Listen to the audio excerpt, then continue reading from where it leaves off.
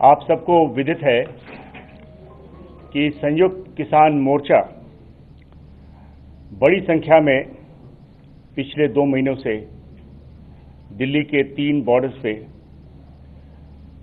कई किसानों के साथ वहां पे बैठी है। 2 जनवरी को दिल्ली पुलिस को ज्ञात हुआ कि किसान रिपब्लिक रैली एक ट्रैक्टर की मार्च करने जा रही है और ये भी संयुक्त किसान मोर्चा ने आह्वान किया कि उनके सपोर्टर्स 26 जनवरी को दिल्ली में आकर के ट्रैक्टर रैली में पार्टिसिपेट करें।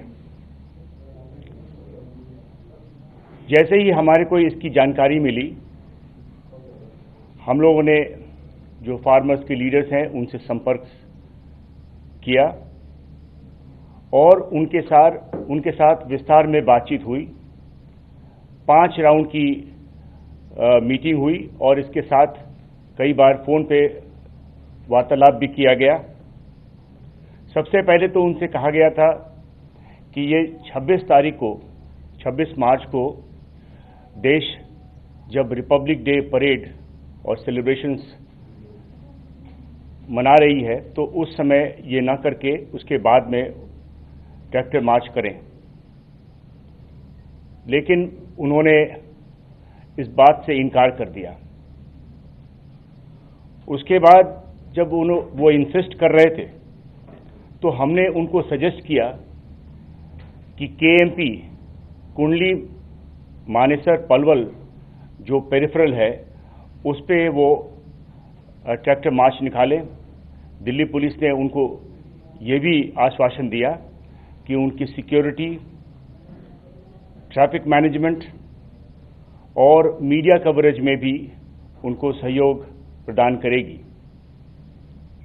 लेकिन इन सब के बावजूद भी उन्होंने दिल्ली में ही ट्रैक्टर मार्च निकालने की ठान ली।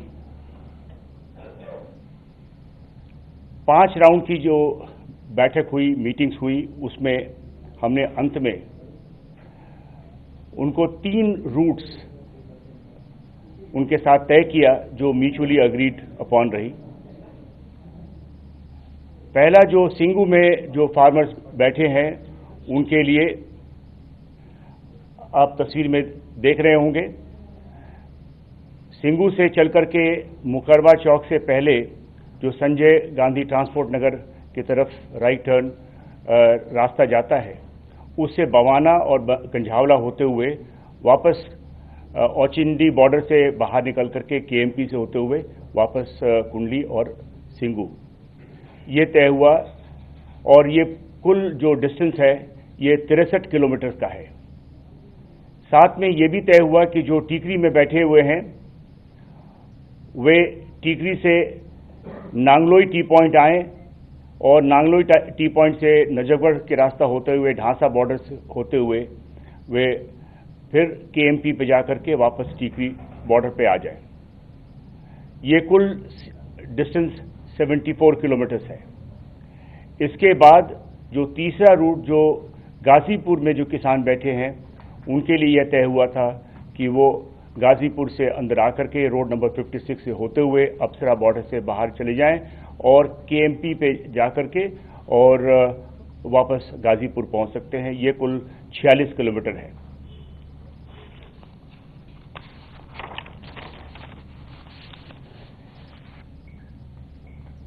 क्योंकि उस दिन रिपब्लिक डे परेड भी मनाई जा रही थी, दिल्ली के जनता की इंटरेस्ट को ध्यान में रखते हुए, सिक्योरिटी को ध्यान में रखते हुए यह तय हुआ कि कुछ टर्म्स एंड कंडीशंस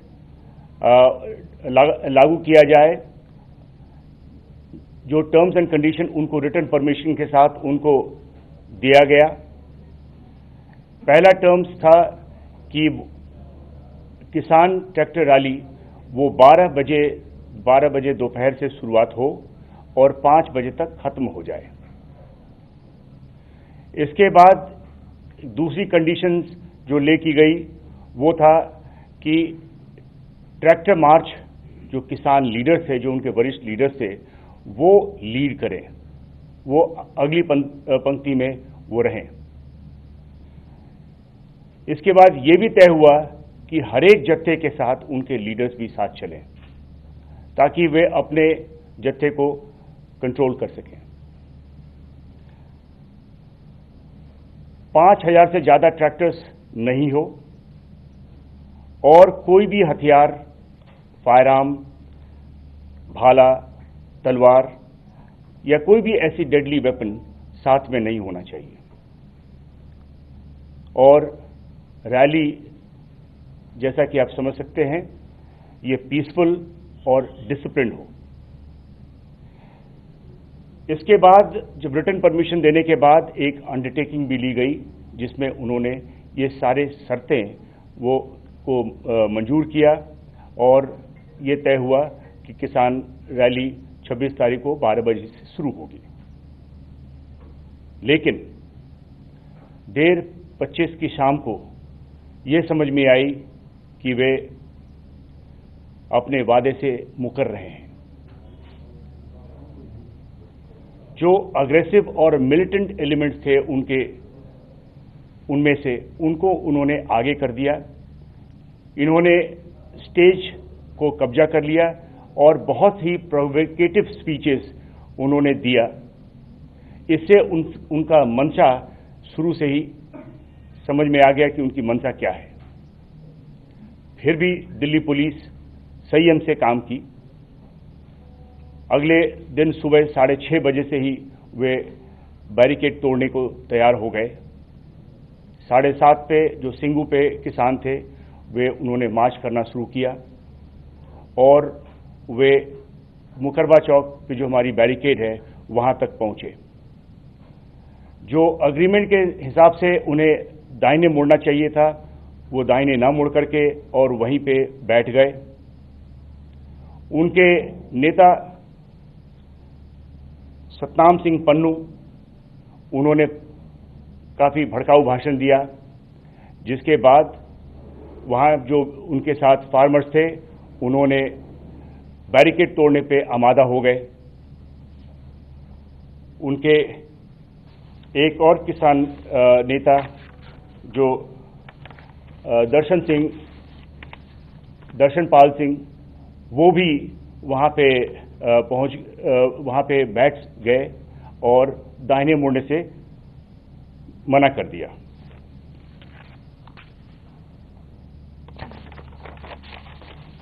इसी तरीके से टीकरी से भी 8, साढ़े 8 के समय में वे लोग भी चल पड़े और गाजीपुर से भी इसी 8:30 के समय पे वे भी वहां से चल पड़े।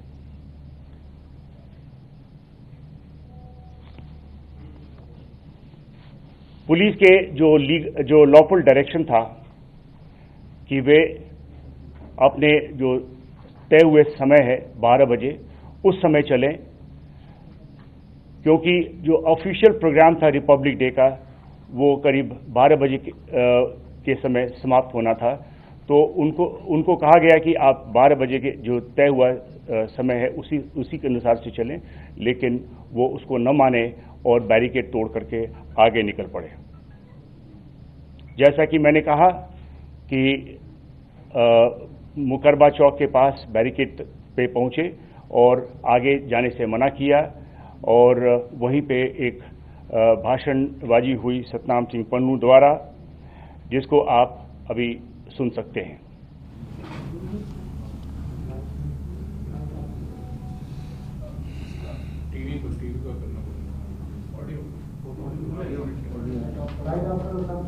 सर लाइट ठीक है।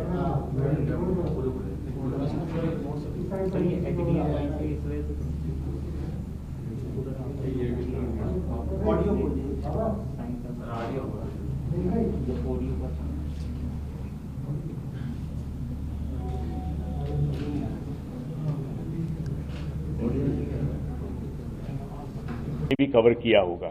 आपने देखा होगा कि जैसे ही ये स्पीच समाप्त हुआ और उन्होंने आह्वान किया कि जो आगे जो बैरिकेड लगी है उसको तोड़ करके वो आगे जाएं, और वो वहाँ की जो भीड़ है वो आगे निकली और बैरिकेड तोड़ने लगी। वहाँ पे जो हिंसा हुई है, ये अब हमारे दूसरे स्लाइड में आप ऑडियो अगर नहीं देख पा रहे हो तो नहीं सुन पा रहे हो तो वीडियो आप देख सकते हैं।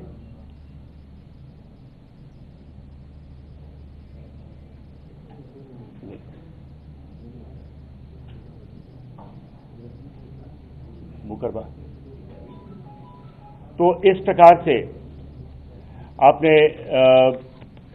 ये जो उनके स्पीचेस के बाद वहाँ पे जो भीड़ है वो आगे की तरफ बढ़ी। ठीक इसी प्रकार से जो टीकरी बॉर्डर पे जो किसान थे वे भी करीब 8 साढ़े 8 के बीच में निकले और उनमें वे आकर के नांगलोई टी पॉइंट पे बैठ गए और वहाँ पे ही प्रोटेस्ट किया।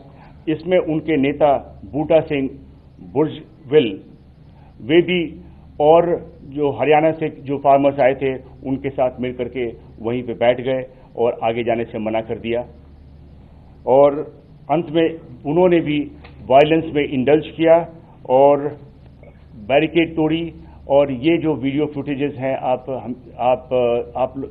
लोगों ने काफ़ी कैप्चर किया, जिसमें आपने देखा कि किस प्रकार से एक बहुत बड़ा कंटेनर को उन्होंने पलट करके और आगे का रास्ता निकाला, और उसके बाद वो पीरागढ़ी,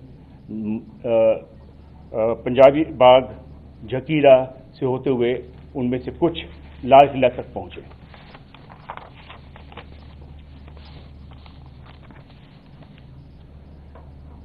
उसी प्रकार से गाजीपुर पे जो किसान थे उनमें से जो राकेश टिकायत के साथ जो किसान थे और भी उनके साथ और भी संगठनों के किसान, वे भी इसी प्रकार से वायलेंस में इंडल्ज किया और वे आगे बढ़कर के अक्षरधाम गए, और जबकि बहुतों को वापस भेज दिया गया, कुछ लोगों ने बैरिकेड तोड़ करके वे भी लाल किले तक पहुंच गए। इन सब पुलिस एक्शन में पुलिस ने संयम बरता। पुलिस के पास सभी ऑप्शंस थे, लेकिन पुलिस ने संयम का रास्ता चुना। पुलिस ने संयम का रास्ता इसलिए चुना कि हम जो जान माल की नुकसान नहीं चाहते थे, जो लॉस ऑफ लाइफ होना था उससे हम वो रास्ता न चुन करके हमने संयम का रास्ता लिया, और ये हमारी और उनके बीच में अग्रीमेंट थी। हम जिम्मेवार रहे हैं और हम अपनी बड़े जिम्मेवारी के साथ जो अग्रीमेंट के हिसाब से हम पीसफुल रैली करवाना चाहते थे। ये जो वायलेंस हुई है वो टर्म्स एंड कंडीशंस को फॉलो नहीं करने की वजह से सब हुई हैं। इन सब जो वायलेंस हुई है इनमें सभी किसान लीडर्स भी शामिल रहे हैं। कुल मिलाकर के 394 पुलिसकर्मी घायल हुए हैं। इनमें से कुछ अभी भी हॉस्पिटल्स में एडमिट हैं, और जैसा हमें जानकारी है इसमें कुछ आईसीयू में भी हैं। इसमें प्रॉपर्टी डैमेज हुआ है पुलिस की 428 barricade, 8 tyre killers, 2 DFMD, 4 X-ray machine, 4 steel gate, window glasses, grills वगैरह, 30 पुलिस की गाड़ियां जिसमें 2 PCR वैन भी हैं और 1 पुलिस जिप्सी भी है, 6 कंटेनर्स जिसको इस्तेमाल किया गया था रास्ता रोकने के लिए, और डंपर्स, ये सब सारे डैमेज हुए हैं। पुलिस ने इस दौरान, जैसा कि मैंने कहा, बहुत ही रेस्ट्रेंट का इस्तेमाल किया है, संयम बरता है। इसमें हम लोगों ने टीयर गैस का इस्तेमाल किया क्राउड को कंट्रोल करने के लिए। इस दौरान कई पुलिस कर्मी, जैसा कि मैंने बताया, जख्मी भी हुए। सभी जो रास्तों से जो किसान लाल किले तक पहुंचे, वे रेड फोर्ट के जो रैम्पर्ट्स है वहां पहुंचकर वहां पे कई किसान संगठनों के झंडा फहराए और कुछ रिलीजियस झंडे भी फैलाए, जिसको पुलिस ने कब्जे में ली है और अभी हमारा ये केस प्रॉपर्टी है। मैं बताना चाहता हूं कि हम दिल्ली में गैर कानूनी तरीके से किए गए आंदोलन और उस दौरान हिंसा और पुरातत्व विभाग की संपत्ति, एक स्मारक लाल किले पर फहराया गया झंडा को बड़ी गंभीरता से ले रहे हैं। हिंसा करने वालों की वीडियो फुटेजेस हमारे पास है और उसकी विश्लेषण हो रही है। फेस रिकॉग्निशन सिस्टम से जो भी उसमें भाग लेने वाले उनकी पहचान की जा रही है और उनकी अरेस्ट की जाएगी, आगे कानूनी कार्रवाई की जाएगी।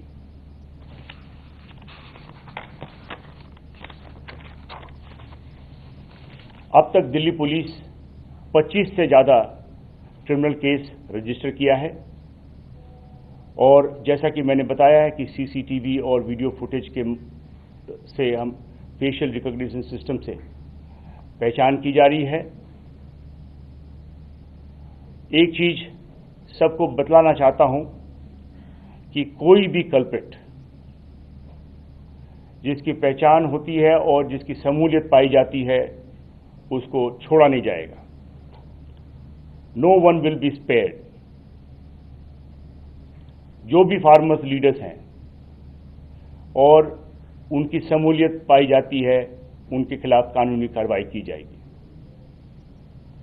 राष्ट्र के सम्मान और सुरक्षा में दिल्ली पुलिस किसान संगठनों से पूछताछ करेगी और जो भी कठोर कार्रवाई करनी पड़ेगी वो करेगी।